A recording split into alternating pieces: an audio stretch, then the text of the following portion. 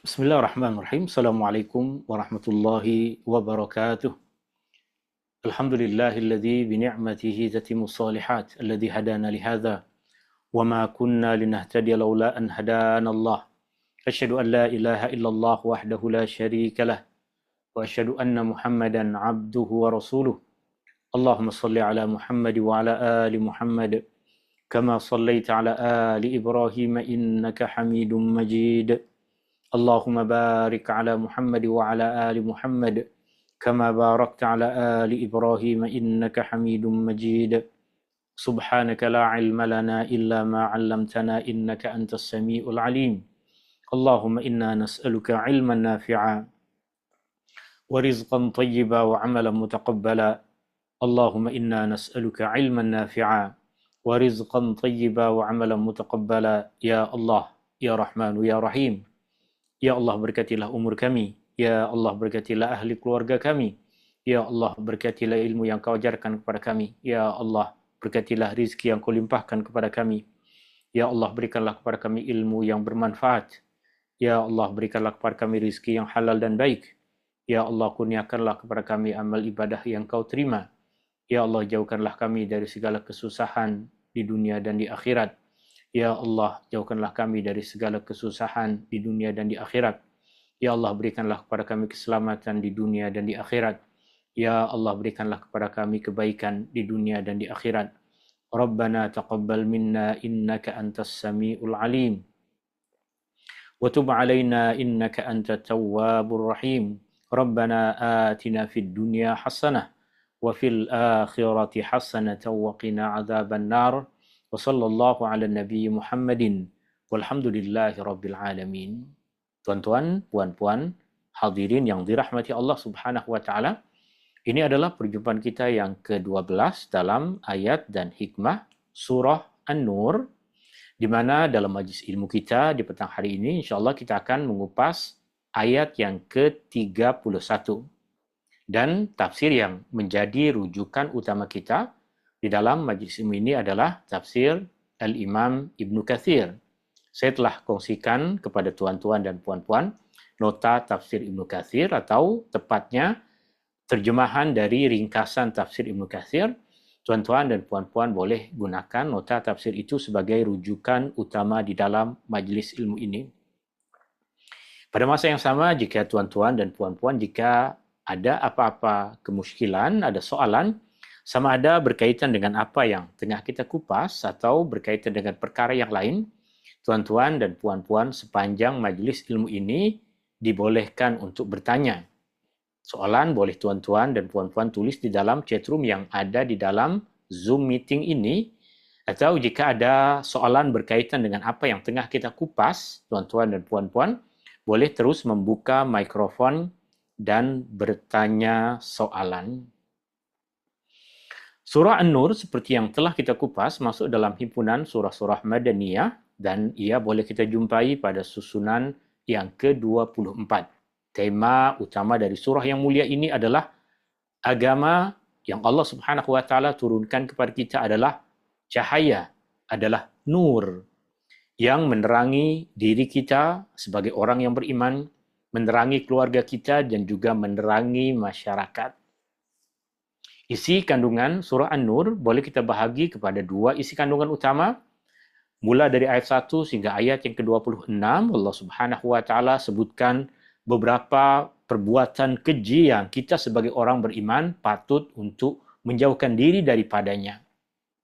Kemudian yang kedua, mula dari ayat 27 hingga akhir ayat dari surah An-Nur, Allah Subhanahu wa taala menyebutkan banyak adab-adab untuk kita orang-orang yang beriman.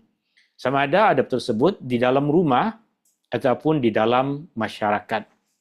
Dan berkaitan dengan ayat yang tengah kita akan kupas, ayat yang tengah kita pelajari petang hari ini, adab-adabnya secara khusus tertuju kepada kaum perempuan. Adab-adabnya tertuju kepada kaum perempuan.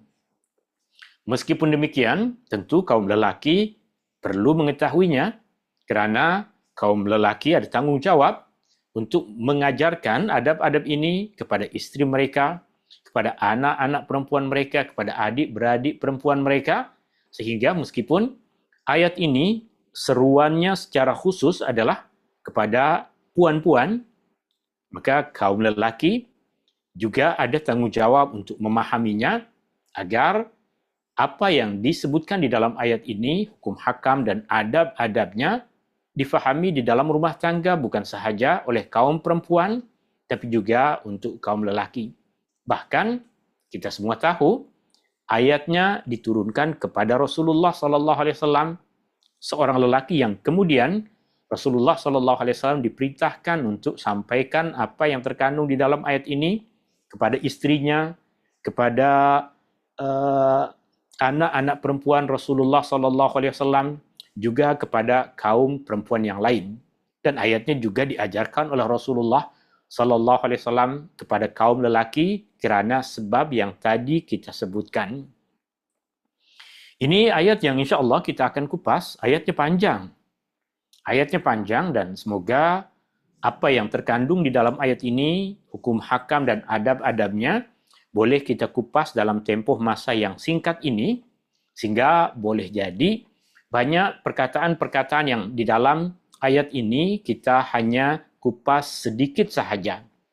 Berbeza dengan ayat yang pendek, selalunya kita akan kupas perkataan-perkataannya dengan terperinci.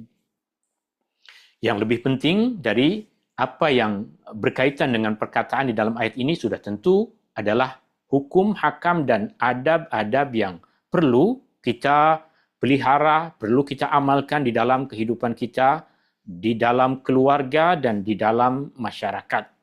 Kita dah tahu surah An-Nur adalah cahaya untuk menerangi diri kita, keluarga kita dan juga masyarakat kita. Kita mulakan dengan bahagian pertama dari ayat ini di mana Allah Subhanahu wa taala berfirman kepada Rasulullah sallallahu alaihi wasallam. Allah Subhanahu wa taala berfirman, A'udzubillahi minasyaitonir rajim. Wa qul lil mu'minati yaghdudna min absarihin. Wa qul, dan katakanlah. Perintahnya secara khusus bagi Rasulullah sallallahu alaihi wasallam dan secara umum bagi semua orang yang beriman untuk menyampaikan ini kepada kaum perempuan. Qul lil mu'minat, katakanlah kepada perempuan-perempuan yang beriman. Yaghdudna min absarihin, agar mereka menundukkan pandangan mereka. Menundukkan pandangan mereka daripada melihat sesuatu yang diharamkan. Kita dah tahu, berasaskan kepada apa yang kita pelajari dalam pertemuan yang lepas, perkara yang diharamkan untuk kita melihatnya bukan sahaja tubuh badan manusia, bukan saja aurat orang lain, tapi perkara-perkara yang juga kita dilarang untuk melihatnya adalah apa yang menjadi rahsia dan privasi orang lain, itu pun haram untuk kita melihatnya. Kawan tengah tulis pesan WhatsApp dengan istrinya, dengan anaknya, tak boleh, haram untuk kita curi tengok. Allah perintahkan kita untuk menjaga pandangan kita, bukan saja daripada memandang tubuh badan manusia, tapi juga memandang daripada perkara-perkara yang mereka rahsiakan, perkara-perkara yang menjadi privasi mereka, dan tentunya itu di antara adab-adab yang Allah Subhanahu wa taala sebutkan di dalam surah An-Nur pada beberapa ayat dan beberapa pertemuan sebelum ini telah kita kupas, telah kita pelajari. Katakanlah kepada perempuan-perempuan yang beriman, wanita-wanita yang beriman agar mereka menundukkan atau memalingkan pandangan mereka daripada melihat perkara yang diharamkan, daripada memandang sesuatu yang dilarang di dalam agama. Imam Ibn Katsir berkata, ini adalah perintah daripada Allah kepada kaum perempuan, kepada para wanita yang beriman, kepada puan-puan, sebagai wujud penjagaan Allah Subhanahu wa taala terhadap suami-suami mereka yang beriman. Allah pelihara kaum perempuan yang beriman. Allah Subhanahu wa taala juga jaga kaum lelaki yang beriman. Serta untuk membezakan mereka daripada sifat wanita jahiliyah, perempuan-perempuan jahiliyah dan perbuatan-perbuatan yang dulu lazim dilakukan oleh wanita-wanita yang tidak beriman, wanita-wanita yang musyrik. Berkaitan dengan adab yang pertama, tajuk yang kita beri adalah menundukkan pandangan sebagai perintah Allah Subhanahu wa taala. Menundukkan pandangan daripada apa? Daripada memandang orang ataupun aurat orang lain sesuatu yang kita haram untuk memandangnya. Atau melihat kepada privasi mereka, perkara-perkara yang mereka tidak suka untuk dilihat oleh orang lain. Imam Ibn Katsir kemudian menceritakan kepada kita bahawa sebab turunnya ayat ini, artinya di antara perkara yang terjadi di dalam masa kehidupan Rasulullah SAW yang mengiringi diturunkannya ayat ini kepada Rasulullah SAW, sebagaimana yang disebut oleh Muqatil bin Hayyan bahawa Jabir bin Abdullah Al-Ansari radhiyallahu anhuma, sahabat Nabi SAW, telah menceritakan bahawa Asma binti Murshidah, ini bukan kakak kepada Aisyah, tapi Asma yang lain, tengah berada di suatu tempat di kalangan Bani Harithah. Lalu para wanita masuk menjumpainya tanpa memakai kain penutup. Artinya mereka still berpakaian seperti perempuan-perempuan pada masa jahiliyah, sehingga ternampak gelang kaki mereka, dada mereka, tocang rambut mereka, pakaian yang mereka pakai ketika berjumpa dengan Asma binti Murshidah yang pada ketika itu tengah duduk bersama dengan Banu Harithah, maknanya bersama dengan kaum lelaki yang lain. Maka Asma kemudian memberikan komen tentang perkara tersebut dengan mengatakan alangkah buruknya ini. Bagaimana perempuan-perempuan yang beriman datang ke rumah dia, ke tempat dia di mana banyak lelaki-lelaki yang bukan ahli keluarga kepada perempuan-perempuan tersebut, tapi perempuan-perempuan tersebut datang dalam keadaan banyak dari anggota tubuh badan manusia yang terdedah, ternampak kepada orang ramai. Allah Subhanahu wa taala kemudian turunkan kepada Rasulullah sallallahu alaihi wasallam ayat yang tengah kita pelajari ini. Allah Subhanahu wa taala pada permulaan ayat ini berfirman, wa qul lil mu'minat, katakanlah kepada perempuan-perempuan yang beriman, wanita-wanita mukminat, yaghdudna, hendaklah mereka menundukkan, memalingkan min absarihin, sebahagian dari pandangan mereka, kerana sebahagian perkara ataupun banyak perkara kita dibolehkan untuk memandangnya.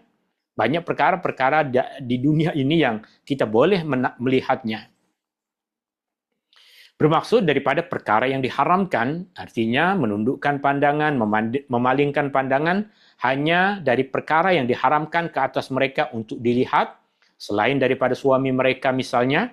Oleh itu,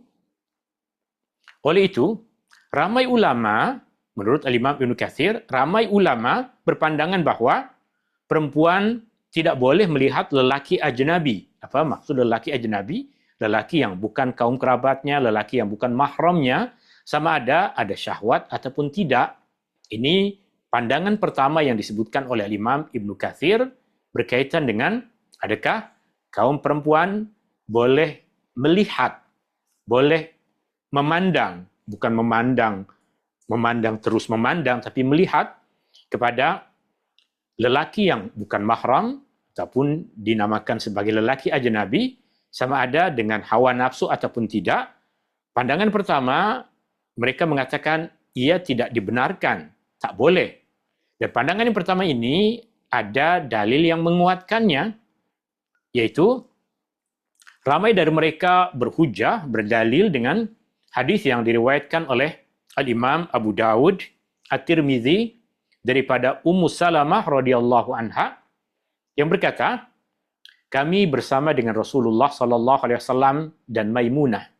Artinya istri Nabi sallallahu alaihi wasallam, istri-istri Nabi sallallahu alaihi wasallam tengah duduk bersama dengan Rasulullah sallallahu alaihi wasallam di rumah salah seorang dari mereka. Lalu datang Ibnu Ummi Maktum. Lalu datang seorang sahabat yang bernama Abdullah bin Ummi Maktum. dan masuk menemui Nabi SAW. Melihat ada kedatangan orang asing yang bukan kaum kerabat kepada kaum perempuan tersebut, Rasulullah SAW perintahkan kepada kedua istrinya untuk menutup diri. Rasulullah SAW, Ummu Salamah mengatakan ketika itu kami telah diperintahkan untuk berhijab. Istri-istri Nabi telah pun diperintahkan untuk berhijab dari pandangan ataupun daripada memperlihatkan tubuh badan mereka, raut wajah mereka kepada orang asing. Maka Rasulullah SAW berkata kepada istrinya, berhijablah daripadanya. Artinya, pergilah ke tempat yang engkau terlindung darinya. Atau, pakailah kain yang menutup agar engkau terlindung darinya. Tapi apa yang perlu kita faham pada keadaan ini adalah Abdullah bin Ummi Maktum yang datang ke rumah Rasulullah SAW. Dalam riwayat ini adalah sahabat Nabi SAW yang buta. Dia tak melihat langsung. Sahabat Nabi SAW, Abdullah bin Ummi Maktum, buta, tapi Rasulullah SAW suruh istrinya untuk pergi ke tempat yang terhalang daripada memandang Abdullah bin Ummi Maktum. Maka Ummu Salamah berkata kepada Rasulullah SAW, "Ya Rasulullah, bukankah dia buta, tidak melihat dan tidak kenal kami?" Maka Rasulullah SAW bersabda kepada istrinya, "Adakah kamu juga berdua buta? Bukankah kamu melihatnya?" Artinya dari hadis ini, sebagaimana yang dikatakan oleh Imam Ibnu Katsir tadi, sebagian ulama berpandangan bahwa kaum perempuan tidak patut, tidak boleh memandang kaum lelaki, yang buktinya adalah istri Nabi diperintahkan oleh Nabi SAW untuk masuk ke dalam bilik, untuk pergi ke tempat lain agar tidak melihat Abdullah bin Ummi Maktum. Ini pandangan pertama yang disebutkan oleh Imam Ibnu Katsir. Okey, ada sesiapa yang mengangkat tangan? Mungkin? Nah. Okey, tidak.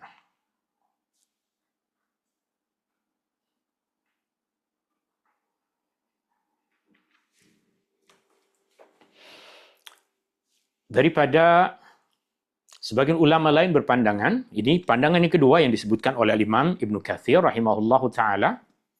Sebagian ulama lain berpandangan bahawa dibolehkan bagi kaum perempuan untuk melihat lelaki ajnabi jika melihat tanpa hawa nafsu. Artinya, pandangan sekilas melihat rupa wajah untuk kita tahu bahawa ini dia adalah yang menjual barang di sini agar kita boleh tahu bahawa kita berinteraksi dengan dia. Sebagaimana yang sahih bahawa Nabi SAW pernah menonton, melihat orang-orang Habsyah bermain tombak pada hari raya di masjid. Maksudnya di halaman masjid Nabi SAW. Artinya maksud dari hadis ini adalah satu hari Rasulullah SAW kedatangan utusan dari Habasyah. Utusan ini kemudian memperlihatkan kepada Rasulullah SAW tarian tombak mereka, lembing mereka. Mereka bermain dengan senjata, menunjukkan kemahiran mereka di hadapan Rasulullah SAW, mempertontonkan perkara itu kepada umat Islam yang ada di Madinah. Peristiwa ini terjadi di laman Masjid Nabi SAW. Tapi yang menarik di dalam hadis ini adalah Rasulullah SAW memperkenankan istri baginda yaitu Aisyah radhiyallahu anha ummul mukminin untuk melihat mereka dari belakang Rasulullah SAW. Artinya Rasulullah SAW perkenankan istrinya untuk tengok orang-orang Habasyah tengah memperlihatkan kemampuan mereka menggunakan tombak, lembing, senjata, dan baginda menutupinya dari pandangan mereka. Artinya baginda SAW menutupi Aisyah daripada pandangan orang lain. Sehingga Aisyah merasa bosan, lepas, tengok beberapa minit mungkin, dia rasa boring, kemudian dia pun balik ke rumah. Dia pun beredar. Ini menguatkan pandangan jumhurul ulama bahwa kaum perempuan boleh melihat kepada orang lelaki jika bukan dengan hawa nafsu. Maka apa yang disebutkan di dalam ayat tersebut menundukkan pandangan, artinya menundukkan pandangan, tidak melihat dengan hawa nafsu, tidak meneruskan pandangan pada perkara-perkara yang diharamkan. Pada ayat ini kemudian Allah berfirman, wa yahfazna furujahun, dan mereka memelihara, menjaga furujahunna, kemaluan mereka. Berarti kita masuk kepada adab yang kedua, memelihara kemaluan daripada perbuatan keji. Perbuatan keji yang dimaksud di sini ada dua. Yang pertama, menjaga kemaluan dari perbuatan keji, maksudnya daripada perbuatan zina. Sebagaimana yang kita pelajari dalam pertemuan yang lepas. Yang kedua, memelihara kemaluan daripada perbuatan keji, maksudnya adalah memelihara aurat daripada pandangan orang-orang yang tidak patut untuk melihatnya. Itu dua makna daripada memelihara kemaluan daripada perbuatan keji. Ini adab yang kedua pada ayat yang tengah kita kupas, pada ayat yang tengah kita pelajari. Sa'id bin Jubair, murid kepada Abdullah bin Abbas, seorang tokoh ulama tabi'in yang terkemuka, beliau berkata, maksud menjaga kemaluan daripada perbuatan keji, dan perbuatan keji selalunya ia bermaksud perzinahan. Qatadah dan Sufyan berkata daripada perkara yang tidak halal bagi mereka, atau seperti yang dikatakan oleh Muqatil bahwa maksudnya adalah perbuatan zina. Itu makna pertama yang tadi kita sebutkan, memelihara kemaluan daripada perbuatan keji. Yang dimaksud perbuatan keji adalah perbuatan zina. Kemudian makna yang kedua adalah memelihara kemaluan daripada dipandang oleh orang lain, meskipun tidak sampai kepada perbuatan zina. Abul Aliyah, juga di antara tokoh ulama tabi'in, berkata, setiap ayat dalam Al-Quran yang menyebut tentang menjaga kemaluan, maka ia bermaksud menjaga kemaluan daripada perbuatan zina, kecuali ayat ini. Abul Aliyah berpandangan bahwa ayat ini bermaksud memelihara kemaluan agar tidak dilihat oleh sesiapapun, agar tidak dilihat oleh orang yang tidak patut untuk melihatnya. Kita masuk kepada bahagian selepasnya di dalam ayat ini. وَلَا يُبْدِينَ زِينَتَهُنَّ إِلَّا مَا ظَهَرَ مِنْهَا. Dan janganlah mereka menampakkan perhiasan mereka. Zina bermaksud perhiasan. Janganlah mereka menampakkan perhiasan mereka kecuali yang zahir daripadanya. Perkataan zina bermaksud perhiasan. Perkataan zina bermaksud perbuatan zina, perbuatan yang keji. Jadi dalam bahasa Arab ada dua perkataan yang bunyinya dalam bahasa Melayu macam sama, tapi dalam bahasa Arab ia adalah dua perkataan yang bunyinya berbeza. Yang satu adalah zina. Z-nya panjang. Zina. Ia bermaksud perhiasan. Yang kedua, zina. Na-nya yang panjang. Itu adalah perbuatan zina. Tapi kerana dalam bahasa Melayu tak ada panjang pendek, maka kita tidak banyak menggunakan perkataan zina. Kalau di negeri Arab, terkadang kita jumpai ada perempuan yang bernama zina, kerana ia bermaksud perhiasan. Sehingga kedai-kedai perhiasan terkadang bernama zina, sebab ia bermaksud perhiasan. Dalam ayat ini, Allah melarang kaum perempuan untuk menampakkan perhiasan mereka kecuali yang zahir daripadanya. Betul ke? Perempuan tak boleh memperlihatkan perhiasan mereka kepada orang lain, kepada lelaki asing misalnya. Adakah betul kita kena memahaminya seperti itu? Perkataan zina di sini difahami dengan dua maksud. Maksud yang pertama adalah perhiasan yang tengah menampal pada tubuh badan. Perhiasan yang tengah dipakai. Perhiasan yang tengah dipakai. Yang artinya jika perhiasan tersebut tidak dipakai, contoh rantai kalung yang dimiliki oleh seorang perempuan, dia boleh perlihatkan dan jual kepada lelaki asing perhiasan tersebut. Rantai emas tersebut boleh dia jual dan boleh orang yang bukan mahram dia melihat kepada perhiasan itu, sebab perhiasan itu bukan tengah dipakai. Boleh memperlihatkan perlihatan tersebut, dan kita pun, kaum perempuan pun, pergi ke kedai membeli perhiasan, perhiasannya diperlihatkan, tak ada yang ditutup. Maka maksud yang pertama dalam ayat ini adalah, maksud dari perhiasan adalah tidak menampakkan perhiasan mereka yang tengah mereka pakai. Ini pandangan yang pertama.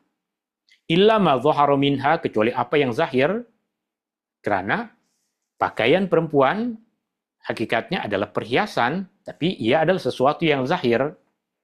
Maka yang dimaksud tidak boleh menampakkan perhiasan adalah perhiasan yang dipakai pada tempat-tempat yang wajib ditutup atau tidak boleh dilihat kecuali oleh pasangan mereka atau oleh mahram mereka. Dan makna yang kedua dari perhiasan di sini adalah anggota tubuh badan perempuan yang biasa kaum perempuan meletakkan perhiasan padanya. Artinya sama ada perhiasan ataupun tidak, tetap tidak boleh diperlihatkan. Sebagai contoh misalnya, sebagian dari kaum perempuan atau banyak kaum perempuan memakai perhiasan pada leher mereka. Meletakkan rantai emas pada leher mereka. Maka maksud dari ayat ini, jangan menampakkan perhiasan, jangan menampakkan tempat yang mereka biasa letak perhiasan, yaitu contohnya leher mereka. Sebagai contoh yang lain, sebagian dari kaum perempuan memakai perhiasan pada telinga mereka. Sehingga maksud dari ayat ini bukan tidak boleh memperlihatkan emas yang digunakan pada telinga, tapi tidak boleh menampakkan telinga mereka. Ini dua makna dari perkataan zina. Yang pertama adalah tidak boleh menampakkan perhiasan, perhiasan yang tengah dipakai. Atau makna yang lebih kuat, yang lebih zahir, pandangan kebanyakan ulama adalah tempat di mana perhiasan itu biasa dipakai oleh kaum perempuan. Sehingga Allah ungkapkan tempat dengan maksud apa yang biasa diletakkan di tempat itu. Larangan untuk menampakkan perhiasan kecuali yang zahir ini adab yang ketiga. Imam Ibnu Katsir mengatakan maksudnya, janganlah mereka menampakkan apa-apa daripada perhiasan mereka. Apa yang dimaksud dengan perhiasan? Dua makna tadi. Sama ada perhiasan tersebut ketika diletakkan di tempatnya. Ataupun tempat letak perhiasan itu daripada tubuh badannya. Kepada lelaki ajnabi, kecuali apa yang tidak dapat disembunyikan. Apa yang tidak dapat disembunyikan, nanti pun ada perincian maknanya. Sahabat Nabi SAW, Abdullah bin Mas'ud radhiyallahu anhuma berkata, contoh perkara yang tak dapat disembunyikan adalah selendang dan pakaian. Selendang meskipun cantik, tudung meskipun cantik, pakaian meskipun cantik, itu bahagian dari perhiasan. Tapi perhiasan itu tak ada jalan untuk kita menutupnya. Maksudnya sebagaimana yang biasa dipakai oleh kaum muslimat di Arab, seperti tudung yang menutup pakaian mereka, dan apa yang kelihatan daripada bahagian bawah pakaian tidak mengapa kerana tidak dapat disembunyikan. Artinya bahagian luar dari baju memang susah untuk disembunyikan. Ini pandangan sahabat Nabi SAW, Abdullah bin Mas'ud, berkaitan dengan illa ma dhahara minha, kecuali apa yang nampak. Kemudian Al-A'mash meriwayatkan daripada Sa'id bin Jubair daripada Ibnu Abbas bahwa maksud yang boleh diperlihatkan adalah wajah, kedua pergelangan tangan, dan cincin. Artinya wajah, sebahagian dari perempuan memakai perhiasan pada hidung misalnya, pada wajah misalnya, maka wajah di antara tempat letak perhiasan. Kemudian pergelangan tangan adalah di antara tempat perempuan meletakkan perhiasan. Jari ataupun cincin adalah tempat di mana perempuan biasa meletakkan perhiasan. Maka dua perkara ini, ataupun Abdullah bin Abbas sebut tiga, tapi hakikatnya dua, yaitu wajah dan tangan, sehingga pergelangan tangan adalah tempat meletakkan perhiasan yang dikecualikan dari ayat ini, yang tidak wajib bagi kaum perempuan untuk menyembunyikannya. Ketika dikatakan tidak wajib, bukan bermaksud tidak boleh. Jika perempuan memakai sarung tangan untuk menutup seluruh tubuh badannya, memakai burka yang menutup seluruh wajahnya, dibolehkan. Tapi Abdullah bin Abbas menjelaskan bahwa illa ma dhahara minha, kecuali apa yang zahir, yaitu wajah, kedua pergelakan tangan dan cincin. Riwayat yang serupa diriwayatkan daripada sahabat Nabi yang lain, Abdullah bin Umar, dan beberapa tokoh ulama tabi'in. Ini pandangan yang kedua yang berkaitan dengan apa yang boleh diperlihatkan ataupun dinampakkan oleh kaum perempuan ketika berada di luar rumah ataupun ketika berada di kawasan yang ada kaum lelaki ajnabi boleh melihatnya. Ada pandangan yang ketiga diriwayatkan oleh Imam Malik daripada Az-Zuhri. Zuhri di antara tokoh tabi'in yang muda. Maksud tokoh tabi'in yang muda adalah dia tidak banyak berjumpa dengan para sahabat Nabi SAW. Zuhri mengatakan bahwa yang dimaksud dengan apa yang boleh dinampakkan adalah cincin dan gelang kaki. Cincin dan gelang kaki maksudnya, sebagian ulama memang, sebagian ulama berpandangan bahwa ada 3 anggota tubuh perempuan yang boleh untuk diperlihatkan, yaitu wajah, pergelangan tangan, dan bahagian kaki.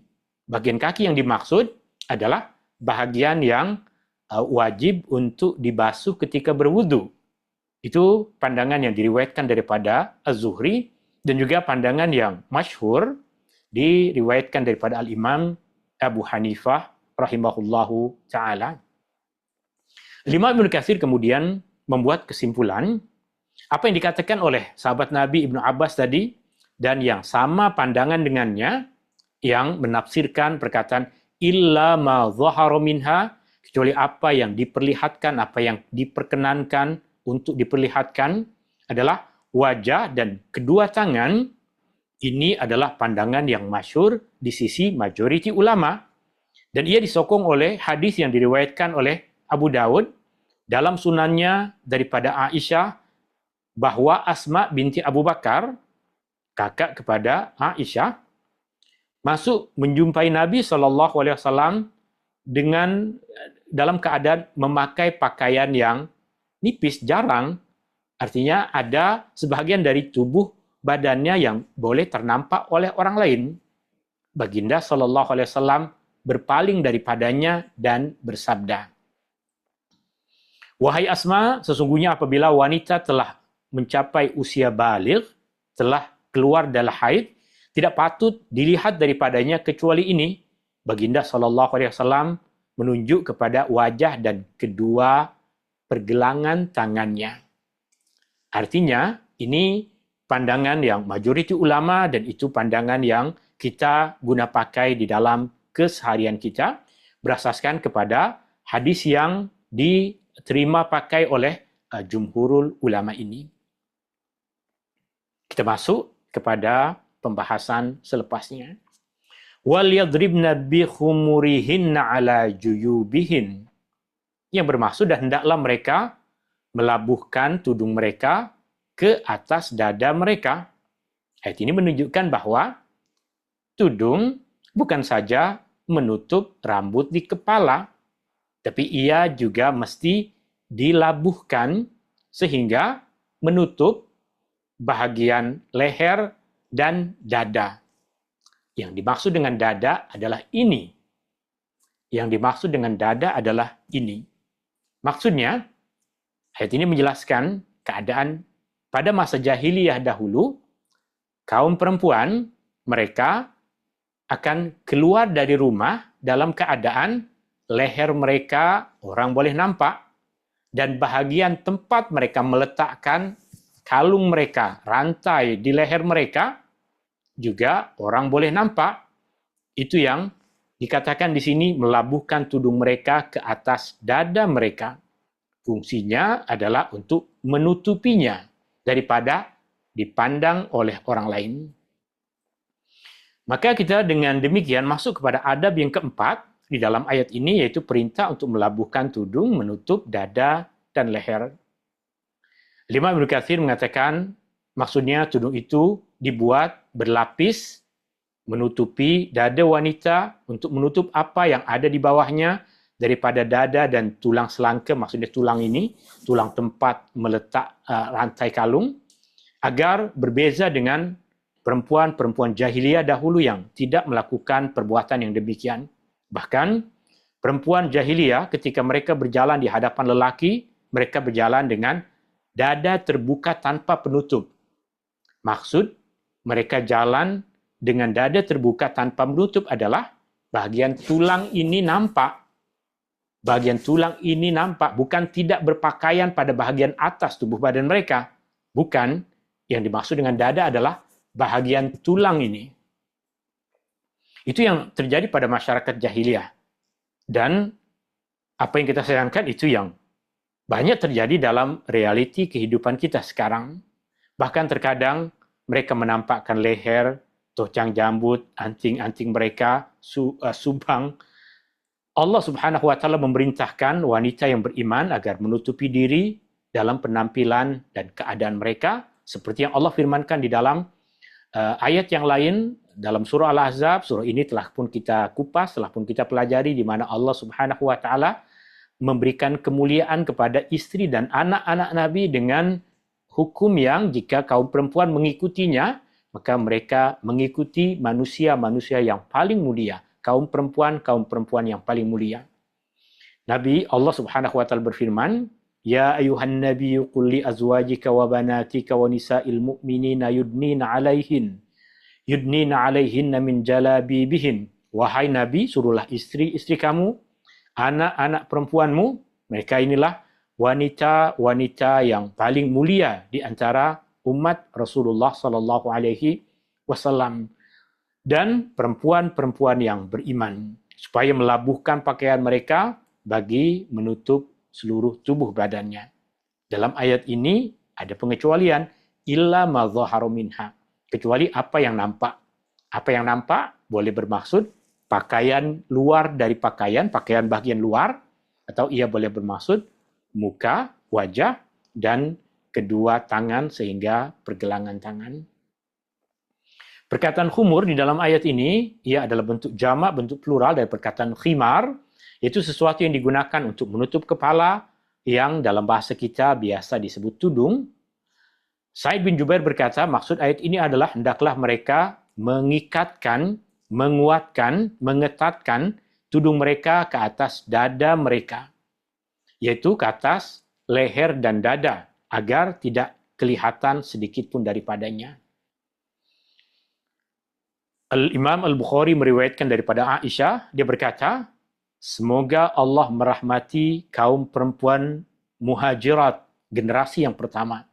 Apabila ayat ini diturunkan, maka mereka segera ambil kain-kain yang ada di rumah mereka, mereka koyakkan untuk dijadikan sebagai tudung. Artinya sebelum ayat ini diturunkan, tak ada perintah, tak ada kewajiban kepada kaum perempuan untuk menutup bahagian rambut mereka, leher dan dada mereka. Selanjutnya, wala yubnina zinatahunna illa li bu'ulatihin, dan janganlah mereka menampakkan perhiasan mereka. Apa maksud perhiasan? Boleh jadi maksudnya adalah dua dari makna yang tadi kita sebutkan. Maksud yang pertama adalah perhiasan yang dipakai ataupun tempat di mana perhiasan itu diletak. Janganlah mereka menampakkan perhiasan mereka kecuali kepada suami mereka atau ayah mereka atau ayah suami mereka atau anak-anak mereka atau anak-anak suami mereka atau saudara-saudara lelaki mereka atau anak-anak saudara lelaki mereka atau anak-anak kepada saudara perempuan mereka. Ini maksudnya adalah mahram yang kaum perempuan boleh duduk bersama dengan mereka, boleh berjalan bersama dengan mereka, boleh menampakkan di hadapan mereka tempat-tempat yang biasa kaum perempuan memakai perhiasan. Artinya dengan bahasa mudahnya adalah kaum perempuan kepada mereka, artinya kepada ayah, kepada abang, kepada adik, kepada anak buah, seperti yang disebutkan di dalam ayat ini, boleh keluar berjumpa dengan mereka dalam keadaan berpakaian seperti pakaian yang biasa dipakai oleh seorang perempuan ketika membuat kerja-kerja di rumah, ketika memasak, ketika tengah kemas rumah. Pakaian yang biasa dipakai oleh kaum perempuan, dia boleh memakai pakaian itu untuk berjumpa dengan orang-orang yang disebutkan di dalam ayat ini. Artinya kita masuk pada adab yang kelima, batasan menampakkan perhiasan. Batasan menampakkan perhiasan, ada keringanan, ada kemudahan untuk memperlihatkannya kepada yang pertama, semua mahram bagi kaum wanita, maka harus baginya menampakkan perhiasan kepada mereka tanpa berlebih-lebihan atau berhias secara mencolok. Artinya, tidak boleh juga berjumpa dengan ayah kandung dalam keadaan berhias sebagaimana seorang perempuan ketika mahu berjumpa dengan suami. Meskipun berjumpa dengan ayah kandung, artinya berpakaian dengan pakaian yang biasa dipakai ketika nak tidur dengan suami, tetap perkara itu diharamkan bagi kaum perempuan untuk dia berjumpa dengan ayah kandungnya, berjumpa dengan mahramnya sekalipun. Artinya dalam keadaan sehari-hari, itulah yang tadi kita sebutkan. Dan di antara golongan yang kaum perempuan boleh memperlihatkan perhiasan kepada mereka adalah au nisaihin, atau wanita-wanita mereka. Berkaitan dengan maksud dari wanita-wanita mereka, ada dua tafsiran. Dua tafsiran ini disebutkan oleh Imam Al-Mawardi di dalam kitab tafsirnya An-Nukat wal Uyun, di mana Imam Ibnu Katsir rahimahullahu taala, seperti yang kita jumpai di dalam nota, hanya sebutkan satu pandangan. Imam Al-Mawardi sebutkan dua pandangan. Imam Ibnu Katsir hanya fokus kepada salah satu dari kedua pandangan ini. Imam Ibnu Katsir hanya fokus bahwa yang dimaksud dengan wanita-wanita mereka adalah wanita-wanita yang beriman. Artinya, Imam Ibnu Katsir memilih pandangan yang mengatakan bahwa haram ke atas kaum perempuan muslimah untuk memperlihatkan tubuh badan mereka, memperlihatkan aurat mereka, kecuali kepada sesama kaum perempuan muslimah. Itu pandangan yang disebutkan dan dipilih oleh Imam Ibnu Katsir. Imam Al-Mawardi menyebutkan pandangan itu juga, tapi menyebutkan juga pandangan yang kedua, yaitu kaum perempuan secara umum. Artinya, kaum perempuan boleh melihat kepada kaum perempuan yang lain, meskipun mereka bukan orang Islam. Itu pandangan kedua yang disebutkan oleh Imam Al-Mawardi rahimahullahu ta'ala. Kenapa Imam Ibnu Katsir pilih pandangan yang pertama dan hanya sebutkan pandangan yang pertama? Imam Ibnu Katsir mengatakan, maksudnya adalah wanita-wanita Islam, bukan wanita ahlu zimmah, bukan wanita Yahudi, Kristen, musyrik, agar mereka tidak menceritakan perihal wanita muslimah kepada suami mereka. Di antara alasan utamanya adalah karena Imam Ibnu Katsir berpandangan bahwa perempuan-perempuan bukan Islam tidak dapat menjaga marwah, tidak dapat memelihara daripada menceritakan tentang sama ada keburukan ataupun kecantikan perempuan muslimah kepada orang lain. Sedangkan perempuan muslimah, mereka takut kepada Allah. Ini pandangan Imam Ibnu Katsir. Beliau mengatakan, bukan wanita ahlu zimmah, agar mereka tidak menceritakan perihal wanita muslimah kepada suami mereka. Walaupun hal ini sama dilarang bagi semua wanita. Artinya dilarang perempuan muslimah pun untuk ceritakan tentang apa yang dia lihat dari sahabatnya, dari kawannya, perempuan yang muslimah tersebut tak boleh diceritakan kepada suami. Ya, artinya seorang puan berjumpa dengan sahabat, kemudian dia rasa ada sakit sesuatu dan dia memperlihatkan bahagian tubuh badannya yang sakit tersebut kepada puan, maka haram untuk puan ceritakan perkara itu kepada suami.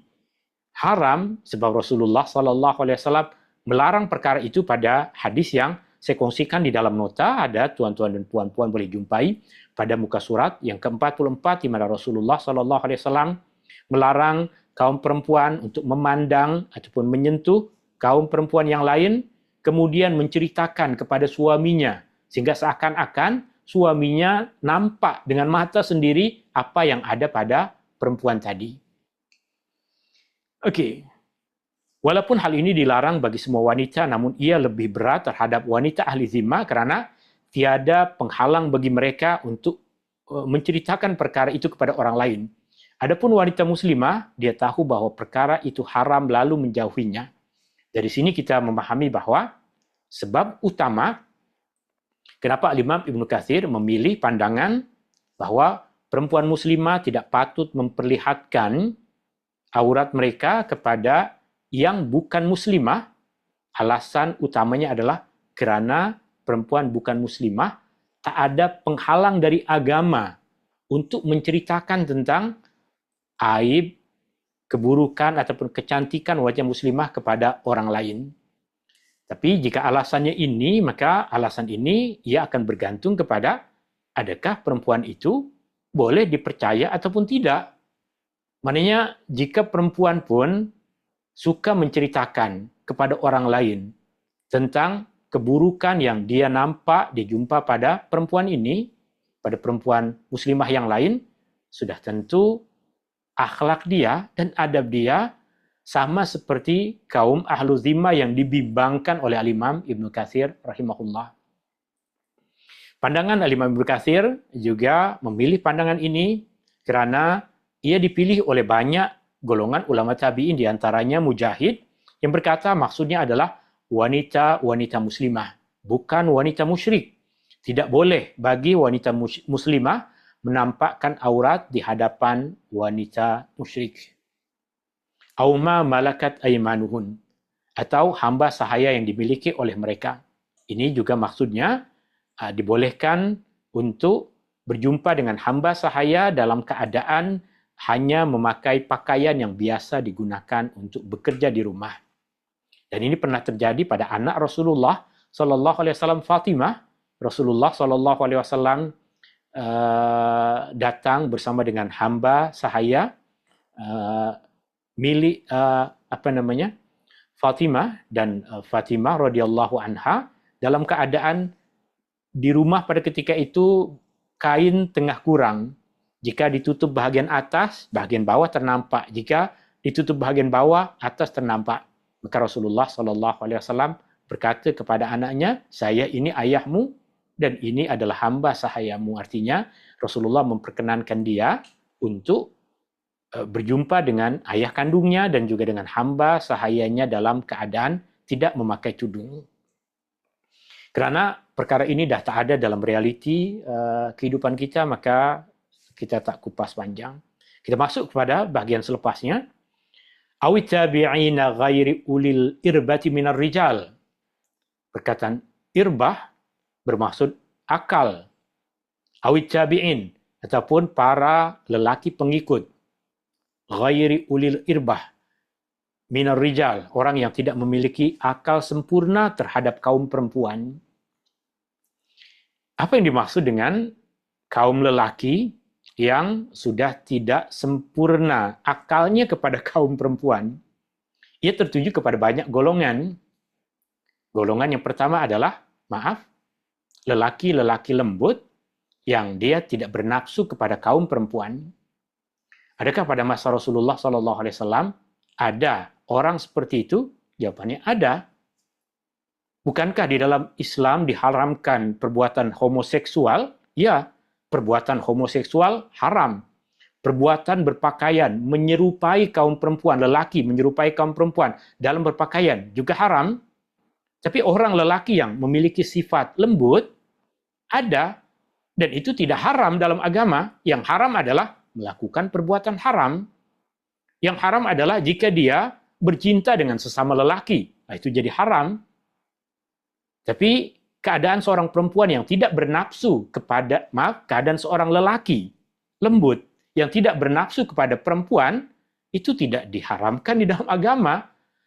Boleh jadi karena trauma, boleh jadi karena faktor-faktor tertentu yang menyebabkan lelaki tersebut tidak ada hawa nafsu, keinginan kepada perempuan. Perkara itu tidak dosa. Yang dosa adalah jika dia buat dosa. Jika dia melakukan dosa, apa contohnya? Contoh dia melakukan dosa adalah dia berpakaian seperti perempuan. Dah lelaki berpakaian seperti perempuan, di situ dosanya. Bukan karena dia bertutur dengan lembut, memang dah mungkin fitrah dia macam itu. Bukan karena dia tak boleh tegas, bukan karena dia takut dengan lipas, bukan karena dia tidak ada hawa nafsu kepada kaum perempuan, bukan itu dosanya. Jika dia tak buat dosa, dia dapat pahala. Jika dia buat benda baik, dia dapat pahala. Jika dia buat dosa, barulah pada keadaan itu dia berdosa. Contohnya, dia berpakaian, memakai perhiasan seperti kaum perempuan, dan jika masuk dalam dosa besar, bercinta dengan sesama lelaki, itu dosanya lebih besar lagi. Tapi adakah keadaan seperti itu? Artinya, lelaki yang lembut pada masa Rasulullah SAW? Jawabannya ada. Dan pada permulaannya, lelaki tersebut diperkenankan oleh Rasulullah SAW untuk duduk berjumpa dengan kaum perempuan tanpa kaum perempuan menutup diri dari dia. Kenapa? Sebab ayat Al-Quran membolehkan. Lalu jika demikian, kenapa di dalam hadis Nabi SAW melarang lelaki tersebut untuk berjumpa dengan istri Nabi SAW? Sebab dia dah menampakkan satu perangai yang buruk. Apa maksudnya? Kita tengok hadis yang dikongsikan oleh Imam Ibnu Katsir. Maksudnya adalah orang-orang yang bekerja kepada kamu, orang-orang yang ikut minta kepada kamu yang tidak memiliki kecerdasan dan kemampuan, bahkan mereka dalam keadaan lemah akal, maksudnya tidak memiliki akal yang betul dan tidak mempunyai keinginan serta tidak bernafsu kepada kaum perempuan. Ini makna pertama yang disebutkan oleh Imam Ibnu Katsir. Makna kedua dan ketiga yang tuan-tuan dan puan-puan boleh tengok di dalam nota, menunjukkan bahwa ada keadaan seperti itu, orang-orang lelaki yang tidak memiliki hawa nafsu kepada kaum perempuan. Dan selepas saya kongsikan di dalam nota apa yang disebutkan oleh Imam Ibnu Katsir tentang lelaki-lelaki seperti itu, kemudian Imam Ibnu Katsir sebutkan riwayat hadis. Imam Ahmad meriwayatkan daripada Ummu Salamah yang berkata, Rasulullah SAW masuk berjumpa dengan Ummu Salamah, dengan istri Nabi SAW. Dan ketika itu ada seorang lelaki mukhannas, lelaki yang tidak suka dengan perempuan. Dan di rumah tersebut juga ada saudara kepada Ummu Salamah, adik kepada Ummu Salamah, yaitu Abdullah bin Abi Umayyah. Maksudnya bukan istri Rasulullah berdua dengan mukhannas tersebut, tapi ada lelaki yang mahram kepada istri Nabi SAW. Tapi apa yang ada di sini maksudnya adalah lelaki tersebut duduk di dalam satu ruangan bersama dengan istri Nabi SAW yang tadi kita tahu. Istri Nabi SAW tidak boleh memperlihatkan diri kepada kaum lelaki ajnabi. Rasulullah SAW tidak marah. Tetapi Rasulullah SAW marah ketika lelaki yang lembut tersebut mula menunjukkan perangai yang buruk. Apa perangai buruk yang ditunjukkan oleh lelaki yang lembut tersebut? Lelaki mukhannas tersebut berkata kepada Abdullah, kepada adik kepada Ummu Salamah, "Wahai Abdullah bin Abi Umayyah, jika nanti umat Islam boleh menguasai kota Taif, maka engkau kena dekati anak perempuan Ghailan." Dia sudah mulai cerita tentang perempuan kepada adik istri Nabi SAW dan menceritakan tentang anak kepada Ghailan tersebut, anak kepada pemimpin Taif tersebut, bahwa perempuan itu, anak kepada Ghailan tersebut, dia datang dengan 4 dan pergi dengan 8. Ini adalah satu ungkapan dulu pada masa jahiliyah untuk menceritakan tentang bentuk tubuh perempuan. Maka Rasulullah SAW ketika dia dengar lelaki lembut tadi mula berperangai buruk, maka dia berkata kepada istrinya, "Jangan biarkan lelaki ini masuk. Jangan biarkan lelaki ini masuk." Bahkan kemudian Rasulullah SAW tidak perkenankan dia untuk duduk dengan mana-mana perempuan yang lain. Sebab dia ada menampakkan perangai buruknya. Okey. Awit tifli alladhi lam yadhharu ala auratin nisa, atau kanak-kanak yang belum mengerti tentang aurat wanita.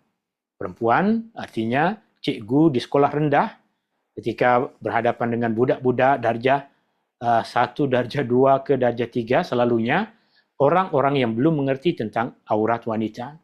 Maksudnya kerana mereka masih kecil dan belum memahami keadaan wanita serta aurat mereka, suara perempuan yang lembut, gaya berjalan yang menggoda dan gerak-gerik mereka, maka jika kanak-kanak tersebut masih kecil dan belum memahami hal tersebut, tidak mengapa dia duduk bersama dengan perempuan, dia menemui kaum perempuan.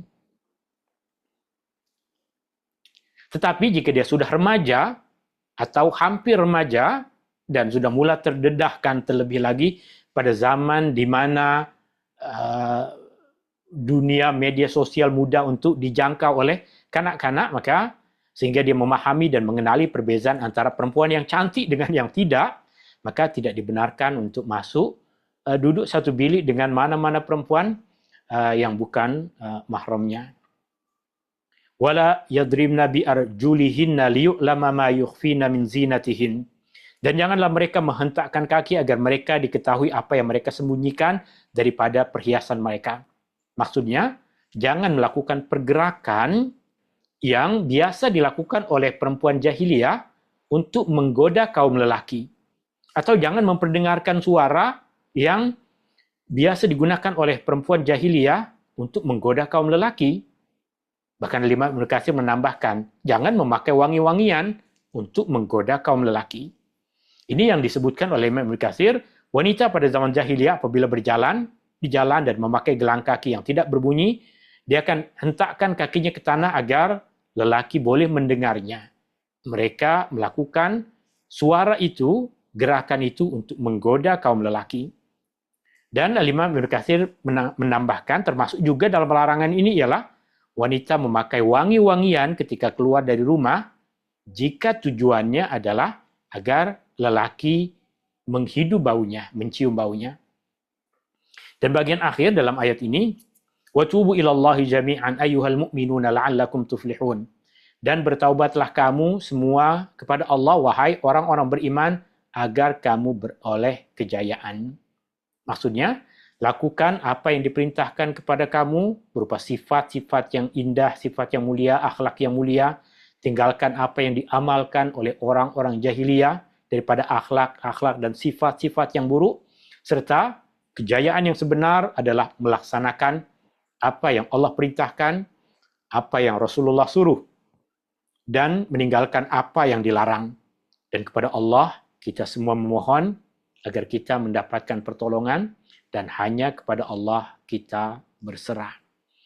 Tuan-tuan dan puan-puan yang dirahmati Allah, ini bagian akhir dari tafsir ayat yang ke-31. Senampak ada soalan dari Puan Syariza. Ada dua soalan. Soalan yang pertama, adakah dibenarkan untuk wanita memakai gelang kaki mengikut Az-Zuhri? Boleh kaum perempuan memakai gelang kaki, boleh. Tidak mengikut kepada Zuhri saja, mengikut kepada pandangan semua ulama. Yang tidak boleh tadi adalah berjoget, menghentakkan kakinya, macam menari-nari di hadapan kaum lelaki agar intinya jangan menari-nari di hadapan kaum lelaki yang biasa dilakukan oleh perempuan jahiliyah untuk memperdengarkan suara kaki mereka, dan itu bahagian dari cara kaum perempuan dahulu untuk menggoda kaum lelaki atau secara tidak langsung untuk mengatakan bahwa dia bukanlah perempuan yang baik-baik. Tidak ada larangan untuk perempuan memakai gelang di kaki.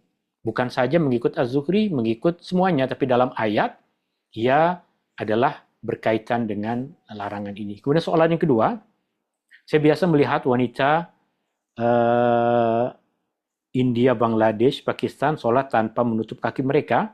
Adakah ini dibolehkan? Itu tadi yang merujuk kepada pandangan Zuhri. Dan ia adalah pandangan Al-Imam Abu Hanifah. Dan kita tahu kebanyakan kaum muslimin dan muslimat di India, di Pakistan, di Bangladesh, mereka ikut pandangan Al-Imam Abu Hanifah.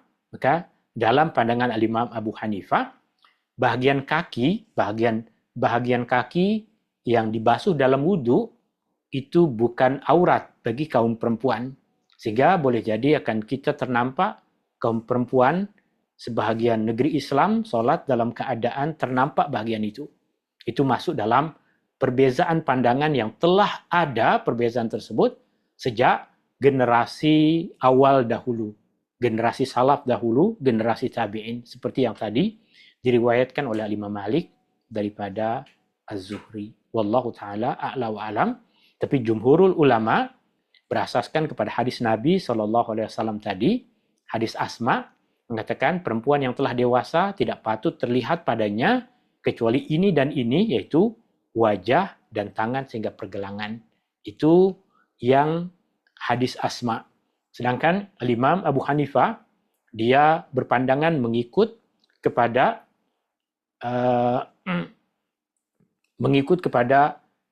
kebiasaan yang diriwayatkan dari generasi tabi'in bahwa kaum perempuan mereka selalu naik unta, mereka selalu naik kuda, dan perkara itu sudah menjadi satu kebiasaan bagi mereka.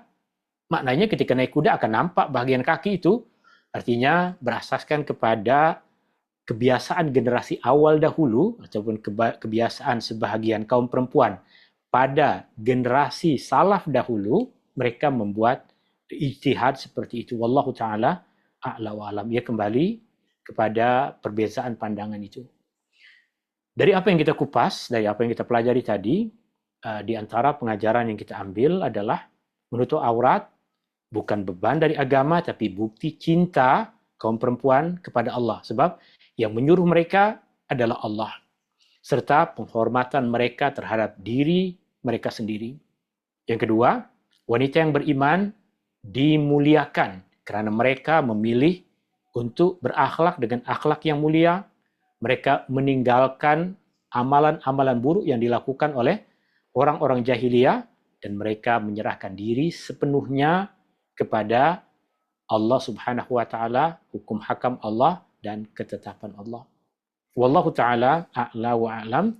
Ini yang boleh saya kupas dalam majlis ilmu kita di petang hari ini. Semoga apa yang kita pelajari ada manfaat, ada kebaikannya. Hadani Allah wa iyyakum ajma'in. Subhanakallahumma wa bihamdika asyhadu an la ilaha illa ant astaghfiruka wa atubu ilaik. Syukran. Assalamualaikum warahmatullahi wabarakatuh.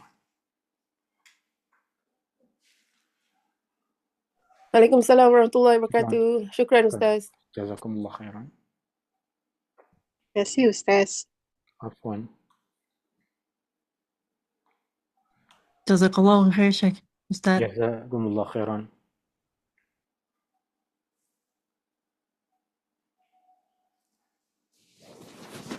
Terima kasih Ustaz.